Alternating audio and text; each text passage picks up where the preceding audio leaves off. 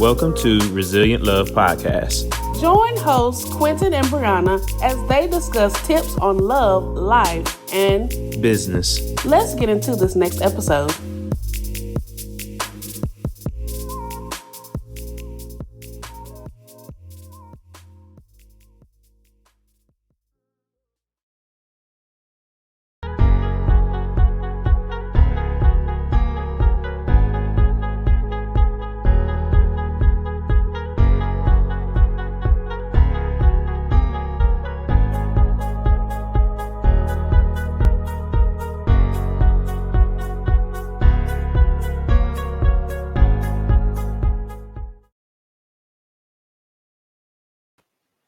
Hey everybody. Hey everybody. We're back with another episode of Resilient Love.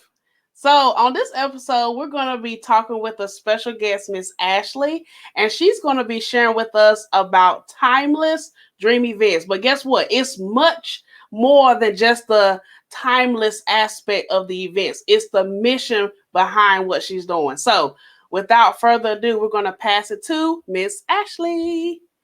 Hi. Hi, everybody. How are you doing?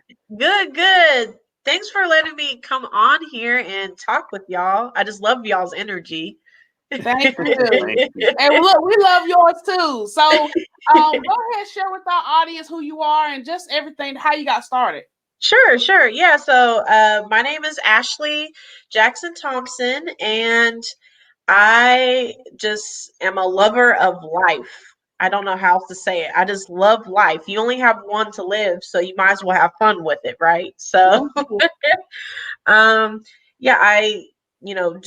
been married for about 2.5 years now.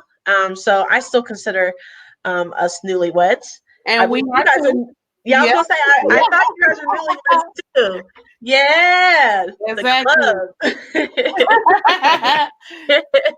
So yeah, my husband and I, our marriage hasn't really been the typical newlywed story, which has brought me to my purpose in life, and I'll tell you a little bit more about that here in a minute. But everything I do in life, the places I've been, the people I've met, experiences and heartbreaks that I've had all have like culminated into this purpose that I have found, and I'm so excited about life and what I do with my life.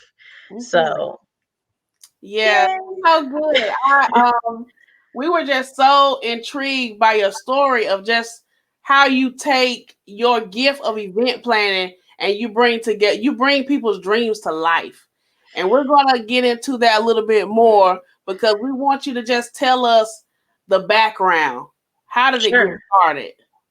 Sure. So, like I said, some of the heartbreak that I've been through, back in 2011, my dad suddenly passed away. And he was, by all means, healthy and a healthy individual, and he just passed out and died one day. So that grief and that loss I carried with me for a long time, a lot longer than I want to admit, but that's what happens with grief. And I was dating my boyfriend. He's now my husband, Troy, and he actually never got to meet my dad. But the stories I would tell him, and just me being such a daddy's girl, he knew that man had a strong impact on my life and how I live my life. So because of my dad's early passing, he was in his early 50s. I started living my life like you never know when your last day is going to be, so you might as well go out and enjoy your life. Yeah. So, and in the position I was in, I wasn't living my life like that. I really didn't like what I was doing, where I was working. So I told my mom and Troy one day, I want to go live for Ashley. So I Mhm. quit that position and I went and traveled the world for about 9 months. Okay. And yeah, and Nice. God love Troy.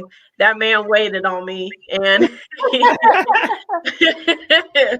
um, that was hard being separated from him, but he allowed me the space to be me and figure out me, and grieve because Mhm. I hadn't grieved for so long. I put it off for so many years. When I finally got to go do something for me, it was wonderful. And so when I came back home, I came back home, I'm like, oh, it's the new improved Ashley. I'm strong. I went and solo traveled, and I tell people now the Lord was preparing me and building my strength up for what I didn't know I was going to come home to. Um, Mm. but so I got home, and about 4 months after I got home, uh, Troy and I went to Disney World, which is, I'm obsessed. I'm a Disney freak. He took me to Disney World, and on January 1st of 2017, he proposed to me by Cinderella's castle. Aw. And oh my goodness, that he likes to tell people that he hired the fireworks to go off at a certain. I'm like, boy, they do that every night. Right. So, yeah, we got engaged. We're at, you remember when you got engaged? You're like Right. at the top of the high. Right. And then March 28th of 2017. So we had only been engaged for about 2.5 months. Mhm. He was actually diagnosed with a rare cancer in stage 4. Mm.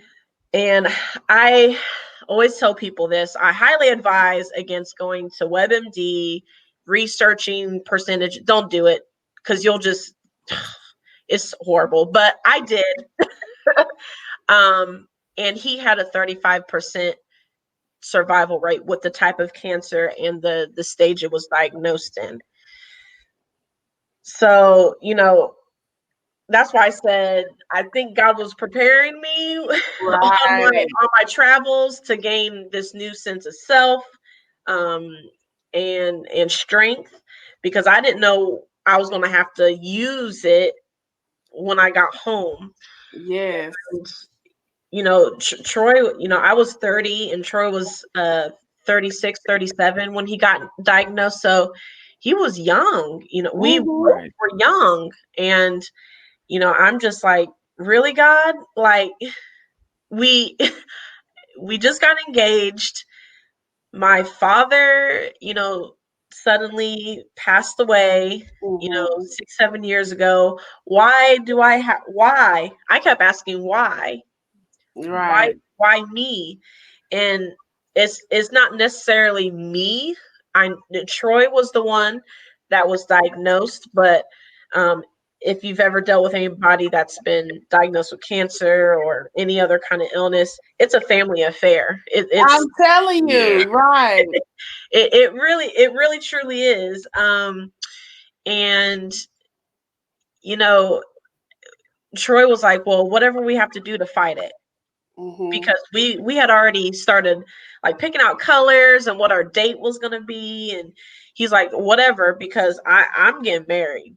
That's So right. doctor, you gotta you gotta figure something out, because I finally got her to say yes. Like, you're gonna have to figure Look, something I had the fireworks set up. Like this gotta happen. Right. out. It's a lot of work. Yeah, see, he acts up too much. Oh yeah, I paid them to do the fireworks. Yeah, sure you did. Mhm. But so I'm sitting there trying to digest the news Mhm. of his diagnosis, and he's already like, what are we doing? While I'm sitting over to the side of him moping, he's like, let's go. Like, can you cut me open now and take it out? Like, he's asking all kinds of questions. And he jumps into fairly quickly. They get him on chemo and Mhm. radiation, and it seems to work for the most part. It didn't. It came back. The tumor is pretty aggressive, and when it came back, they told us that he would have to do some more chemo and radiation, but it still didn't shrink how they wanted it to. Yeah. So at that point, they said we're going to have to do surgery, and they this whole time, his hospital is an hour and a half one way from us. So we're having to drive back and forth. There was kind of like a Ronald McDonald house setup that we could stay at, and we did often, but there was just some days where he would look at me and just say, I want to go in my bed. I want to go in my bed. And I just couldn't deny him that. So even though I'm tired, I'm driving us back home. Yeah. His treatment days could last, 12 hours with driving, sitting in his chair and getting the chemo and then radiation and then driving home. It was a long day. And I'm also working full time because we got to eat. That's right. Yeah. So I'm the sole provider. I'm like his chauffeur, the caregiver. Right. Umbrella is so much than just, oh, you're taking care of him. No, it's so much involved that people don't realize. And even some family members and friends didn't understand or even know. A lot of caregivers keep those things inside, and I will admit that a lot of things I never told people what I was going through, out of shame, guilt, the fear of the unknown. Yeah. So we get to December of 2017, and they want him to go through this surgery. And, I'm just like, oh my goodness, what's going to happen? They warned us of all the side effects and what could happen. And you're like, okay, sure, whatever. It goes over your head because you just want him to be okay. Well, the doctor came out. It was about an 8 or 9 hour surgery. And when they came out to tell me, when they finally got him open and they saw the tumor and how bad it had gotten, he went on to tell me the things that they had to remove. So just imagine, you're kissing and saying goodbye to your, fiance. He was just still my fiance at that time. Right. And I'm like, all right, God's got you. I love you, kiss him. And he's going off to surgery. When I come back, to go into the room to see him, the doctor warned me that they had to take his eye, a part of his nose, and a part of his skull, because the tumor was right here to begin with. And it was in his nasal cavity, so it ate through nasal bone, skull bone, and cracked a part of the eye bone. I don't know what it's called. Okay. But, we're with you. Yeah. So they had to remove those things and then kind of like reconstruct it. I was just so scared when I walked into the room to see him, and I'm seeing all these tubes, and he still has like blood, and thankfully my mom was there with me because she caught me because I almost fainted. So and then when he's in recovery, he just keeps saying, I want to get married. I still want to get married. And we had planned our date for August of 2018. And I'm like, Troy, you just went through major surgery. That's the least. Like, let's get through the recovery. And we can, let's one step at a time. He was determined. I asked him several times, do you mind if we postpone? I didn't say cancel. I didn't say not get married. but I just said, let's postpone the wedding. Mm-hmm. And so you're stronger, you're out of the hospital, you're not doing cancer treatments, all of that. Oh, no, no, no. No, I'm not coming down here and sitting in this chair and not getting married to you. This is the only reason why I'm doing this, is so that I can finally get married to you. So how can I deny him that, Right. So, I keep planning our wedding because that was his wish. And, the doctors were, amazed at his determination too. Me too. Me too, yeah. Because they knew all, about our wedding and that we were still moving forward with it. And, so they stopped his chemo and radiation treatment because he had to go through it again after the surgery. Okay. Just to make sure that there was no remnants of tumor left. Mm-hmm. And excuse me. So he had an MRI scan after the third round of radiation and chemo, and they asked us if we wanted to know the results before the wedding or after we came back from our honeymoon. And Troy opted for after, just Right. in case. And so we got married on August 11th of 2018. So we did get married. That's my husband. Yay. Yay. And it was the most fun. I tell him all the time, I'm like, let's do it again. Not because it was a bad experience.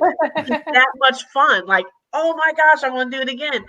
All of our friends and family around us encouraging us, loving us, just for the battle that we went through to get to that day. It was so much more than a wedding. It to was. us, I feel that. Yeah. What colors did y'all have? Colors. So they were mint and coral and rose gold. Ooh, I love rose gold. We did rose gold, black and white. Ooh, black tie. Was it black tie? Yeah. Uh-huh. I knew it because y'all look like black tie affair. Yes, I knew it. As soon as you said your colors, I said that's black tie affair. Yeah, you already do it. Troy sounds like he's a good example of when a man's mind is made up. Is made up. That's it. Mm-hmm. That's true. We often talk a lot now. Just like, man, what did we get through? Look at what we went through, and he'll tell you that he chased me for a very long time, and he did. It was one of those situations where he made it known that he liked me, wanted to date me, and I'm just like, dude, I want to be your friend. Like, you're gonna have to chill out. Like, you're just my friend. No, you didn't keep him in the friend zone for years. Years. Okay. I think, and the way he tells it, it was like about 5-6 years. Yeah. And I don't know, just one day I looked at him and I was like, what? He knows so much about me. It's odd how we finish, we were truly best friends through and through. And I'm like, well, why not try? And he must have felt the vibe or something, because he asked me on a date within an hour after that. And like I said, the rest is history. But yeah, Troy is one of those, he was determined. He always kids. He said, I wore you down. I wore you down. That's what's up. Yeah, he's a good man, and even more so for what he's been through, and can still keep a smile on his face, is amazing to me. So back to my story. After we returned from our honeymoon, we went to Hawaii. So we were in paradise, enjoying ourselves. In the last couple days, he was getting kind of antsy because he knew upon our return he was going to hear results. And literally about 2 to 3 days after we returned from Hawaii, we were sitting there in the doctor's office waiting for her to enter. And when she came in, I felt her energy, and I was like, this is not good. Because she had a way of entering the room when we had good news to hear, and then when things weren't so good, she would enter a different way. Yeah. She had that presentation. So she told Troy, she said, look, Troy, I'm so sorry. The test results show that the tumor is coming back again. The thing is, this time is we've exhausted all chemo, all like they did experimental drugs on him too, because that's just they had to. And all he's never allowed to have radiation in this area ever again. He's had a lifetime supply of radiation in that area. And then she turned to me and said, Ashley, I'm going to give you some information for hospice because you are going to need to call them. And the only thing I knew about hospice is that's where you send your loved ones to die. Right. So I immediately start crying because I'm like, we just got back from our honeymoon and you're telling me that he's going to pass away? What? So, and Troy's like, no. He just shouts, no. No. You got to find something else. There's something else you can do for me. He just starts yelling at her. He wasn't like mad at her. He was just mad at the news. You know what I mean? Right. She said, well, we'll see if there's anything. I'm not making any promises. I can't. So we kind of left it at that. About a week or two later, she calls us back and says that there's some possibility that it might not be tumor, but it might be what they call necrosis, which is dead scar tissue that can look like tumor, but it's not. Okay. Weird. I don't know. Don't understand. I know. But yeah. So the only way that they could tell the difference if it was tumor or the scar tissue was that they would have to do surgery again. And I'm like, oh, really? Because the first surgery went so super well. Yeah. Troy, on the other hand, he's like, do it. When can we schedule it? Which I get. So they do it. And it, thankfully, it's kind of bittersweet. Thankfully, it was scar tissue. It wasn't tumor. But that scar tissue broke more of his skull bone and it actually entered into his brain. So the second surgery, they had to remove a little bit more of his skull bone plus a part of his brain. So he's still under 40 and he's gone through all these treatments, surgeries, and then we get to that brings us to March 2020, when he was actually declared cancer free. Hallelujah. Yes. So after all of that, almost 3 years to the day that he was diagnosed, he was declared cancer free. And man, when I tell you, we were rejoicing, crying. Right. I fell off my seat. Like it was it was a great day. And then it seemed like almost like a few days later, COVID, the shutdown happened. Right. Yeah. It was like, all right, good for you. Now everybody stay inside, Stay in the house. Yeah. But speaking with other caregivers and some of my friends that their family members have been diagnosed with cancer here during COVID. Not that I'm thankful he got cancer, because I don't wish on anybody, but I'm so thankful that it wasn't during COVID, because I would not have been able to sit beside him, listen to what the doctors are saying, that comfort. being that covering for him. because he told me he fed a lot. He got his energy from me, so he fed off of my moods, my energy, um, which is something else, caretakers struggle with, because it's it's so hard. Yeah. Right. Don't you have to find strength that you didn't know you had, and it's hard. That's where a lot of prayer comes in, and meditation, and a lot of tears. I mean, I was angry, but I would still, pray and just Exactly. hope that God gives us that miracle, and he did. Yes, he did. Yeah. Wow. That's so powerful. Yeah, I'm like, ooh, all of that before 40. I'm still like, whoa. I'm just like, that was a true faith walk. I mean, Yeah. to walk through that with him. And I mean, at that time, like you said, I mean, you were in fiance stage. Well, of course, you were going to be his wife, but that uncertainty, as you mentioned, of will I actually be his wife through this? Yeah. And it's like, wow. It's just such a strong foundational.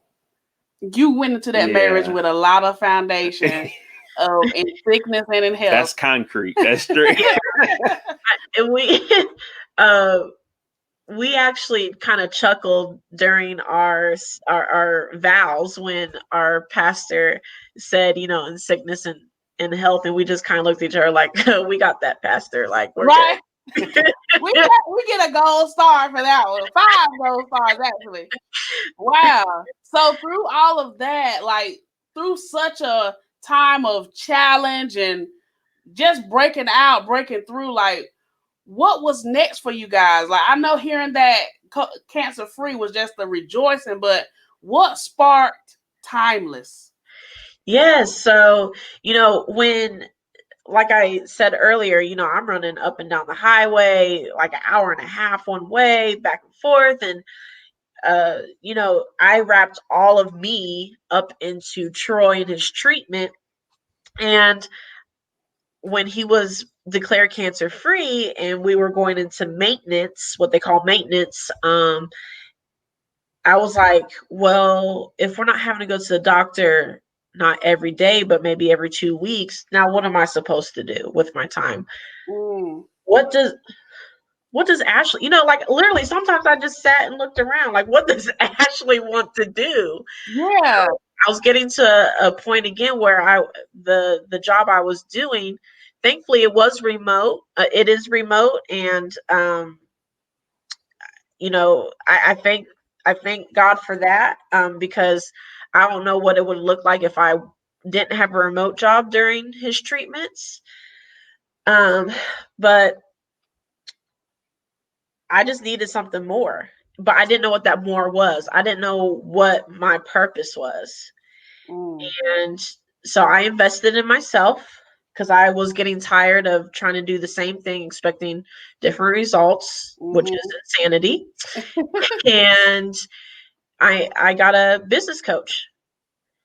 And I just said, listen, I don't know what Ashley wants. And she asked me certain questions, and I'm like, oh my gosh, this is too personal. This is too vulnerable for me.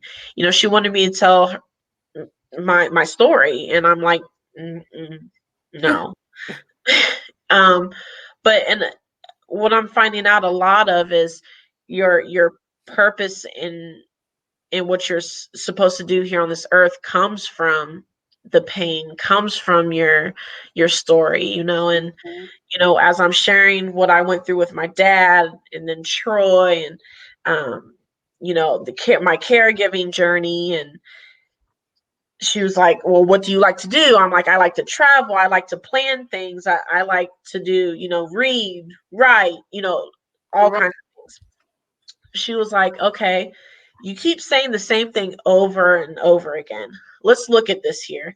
And it was almost like a light bulb moment. It went, and why not turn something that I'm passionate about into something that drives me? And my purpose is wanting to share my caregiver journey, helping caregivers, And that's where Timeless Dream Events was born. So it was born out of my pain through my caregiving journey, and I help you know terminally and chronically ill and their loved ones celebrate life, love, weddings, showers, whatever, birthdays, whatever it looks like for a particular family. I can plan it in, with certain time constraints, whatever's needed. I'm Yeah. available. And it's given me so much life back. Like, I feel like I have air beneath my wings. Like, I called myself the Phoenix Rising when I launched my business last year. And uh, I had been planning events. I have, geesh, like 8, 9 years. Oh, Wow. And I never once thought to, flip turn it it. to actual, yeah, business. And, Hmm. but with the twist of my purpose. There you go. I like that. And Yeah. that's so, I love the fact that you have a business that is specific.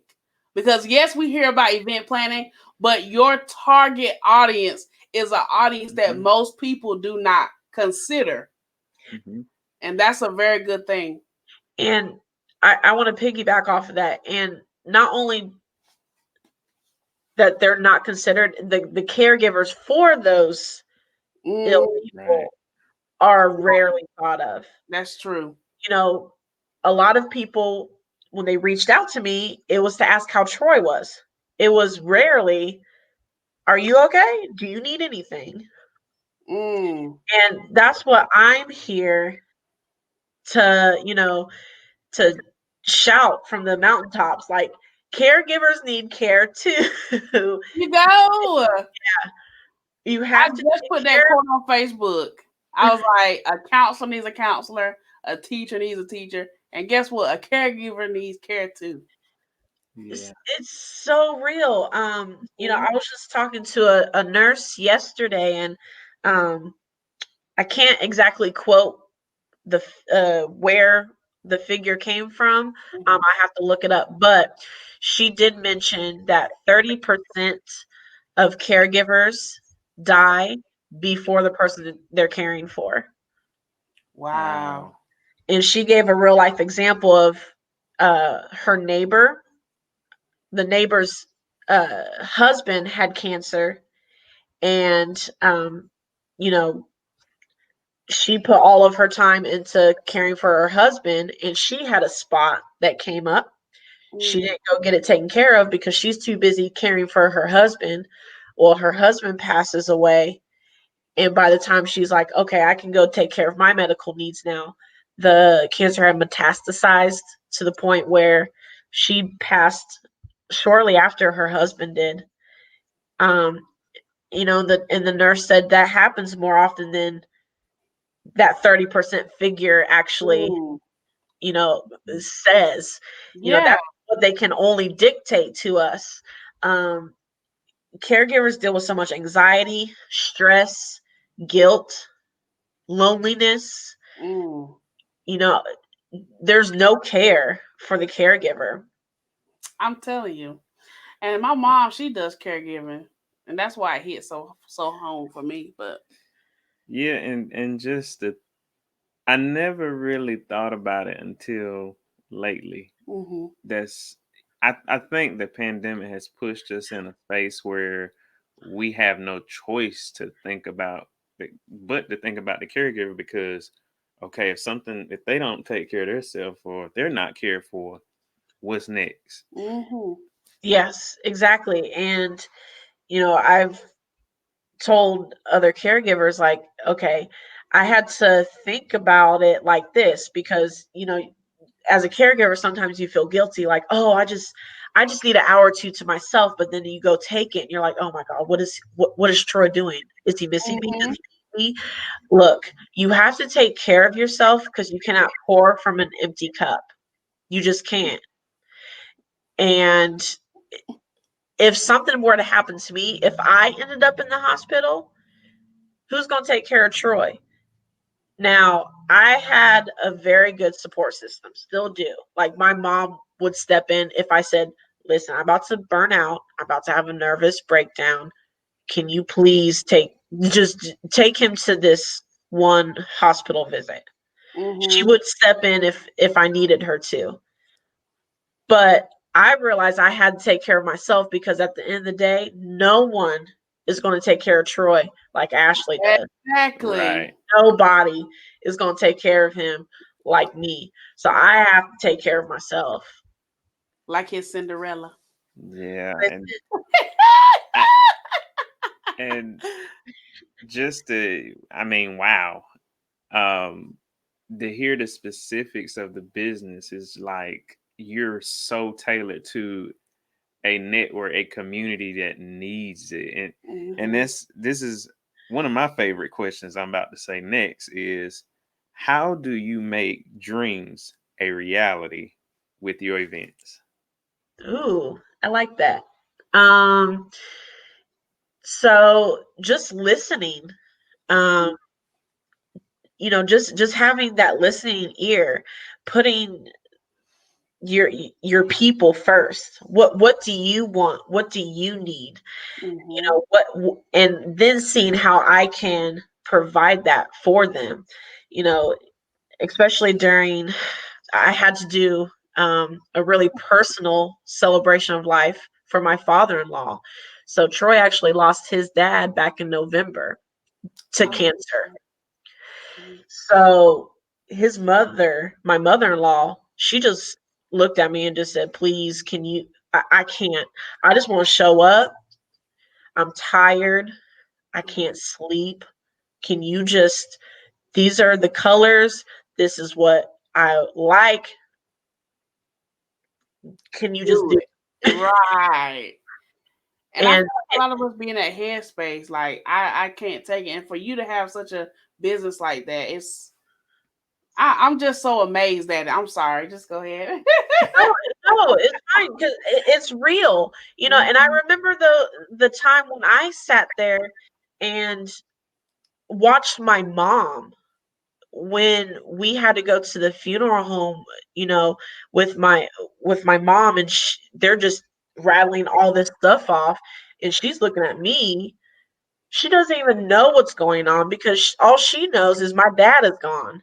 Mm. So she's like, she's looking at me to do. I did that back then, and I Oh didn't wow. even realize I planned a lot of my dad's celebration of life because I had to. Mhm. I think that's so important because it's a numbing moment and it's you're just not in the right headspace Right, to full capacity.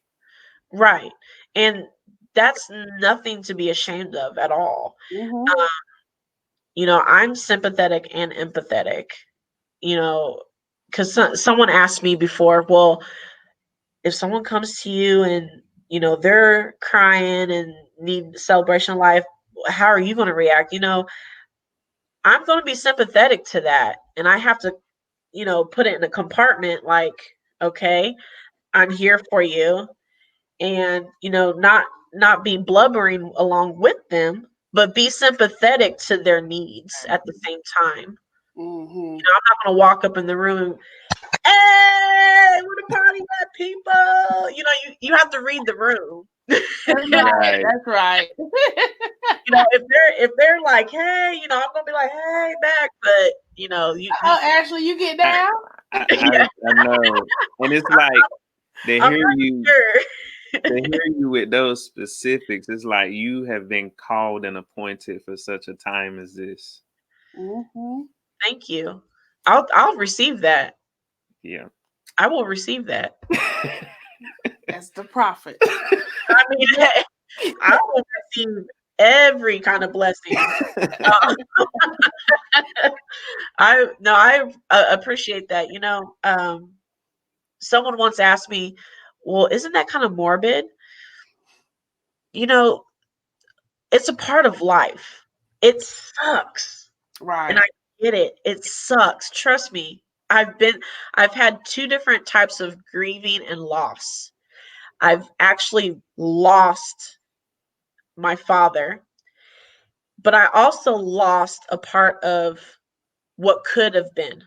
So Mhm. the idea of what Troy and I's marriage looked like before his cancer diagnosis is vastly different than what it actually is, right? Mhm. Mhm. So I had to grieve a relationship, a marriage that I never knew what it was going to look like because it Wow. got ripped away from me.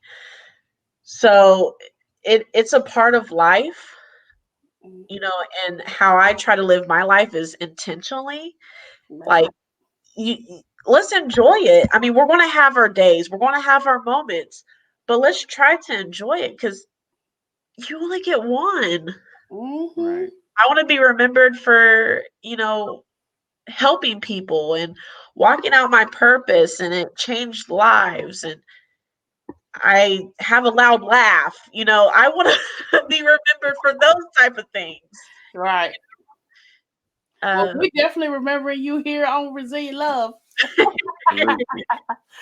yes, And it brings us to our next question. In a time like this, what areas have you grown through the pandemic? definitely learning better self-care tools and tips. For me, it's Mhm. not cookie cutter. Self-care looks different for everybody. My self-care is going to be different than your self-care. Um, Also, just becoming more bold with my story and being unapologetic about it. This, Okay. I this saw is, that next. yeah. I mean, that's it's who I am. I can't change it, so I can't apologize for it. It happened. I'm gonna learn from it. So Mhm. Gotcha. Yeah, that's good. Being unapologetic in your truth, living out your truth, and the truth will truly set you free. yeah, It Yes. really will. absolutely. And so our next question is, how has operating this business and becoming a caregiver made you more resilient? Ooh, yeah. You know, It's a loaded. I think I found even more strength that I didn't know I had. Right. Like I was like, geez, I didn't know I had any more to dig up, but but also learning, but at the same time, it's kind of contradicting, but at the same time, learning to put the cape up. Mm. Mm, Like I need to be strong for whatever may happen in the future. I need to be strong for myself, for Troy, for my family. But at the same time, I'm done being Wonder Woman. I'm done being Superwoman. You know, I need to fold the cape up so I can take care of myself Mm. at times. You know, if I need to bring out that cape, it's there. But It's the, hanging up. It's been pressed clean. It pressed and clean. yes, I never. You really gave me something different to think about. Being strong but being vulnerable in the same breath almost to yes, to survive. But also, Brianna, I say this all the time. I don't like to say survive because it just makes you feel like you're in one level. But survive and thrive. Hmm. I love that. And that's what we can tell through your relationship and through your business. Yes. Like even through the pandemic, you not only survived but you thrive. You still had clientele. You still were able to share your story and still sharing your story. And it's just Yeah. like a powerful testament that your business is truly timeless. Time is not going to block out what it's going to do. I will receive that too. Y'all just bless me tonight. Hallelujah. I will take all the blessings. Thank you. Y'all So preachers on the side? no. Y'all need to think about it. Hallelujah. I'll take it. Oh Lord, that's funny. But, so this story, this conversation, this time Yeah. together has truly been timeless. But we want you to also share with our listeners where they can follow you and other things that's happening. Yes, absolutely. So you can find me at www.timelessdreamevents.com. And there's actually a freebie, a self care tip freebie on there that you can download. Ooh. And I have curated self care boxes that I have done for kind of holiday themed. I did a Christmas one, and I'm currently pre-ordering a Valentine's box. So it's good for singles and couples. I'm in the midst of writing my love story slash caregiving journey.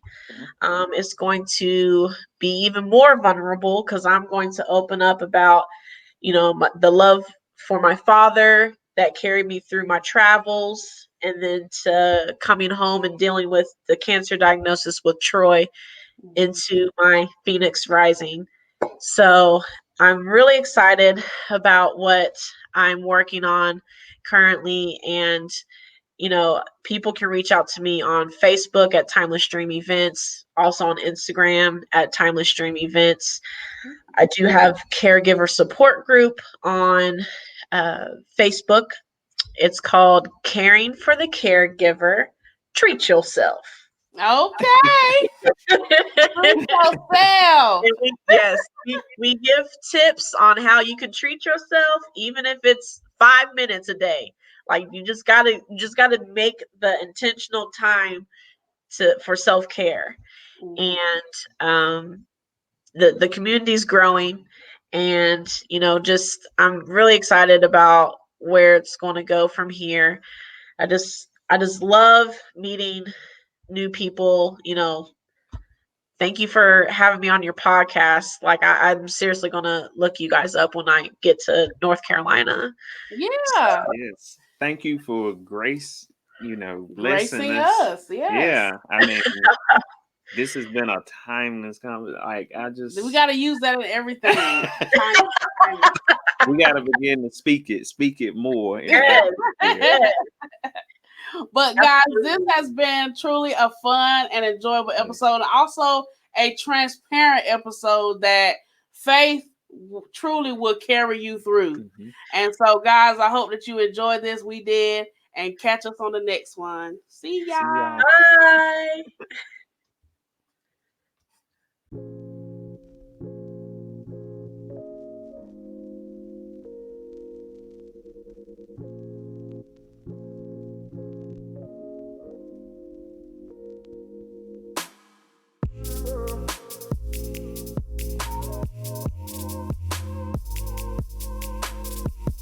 Thank you to all listeners and subscribers.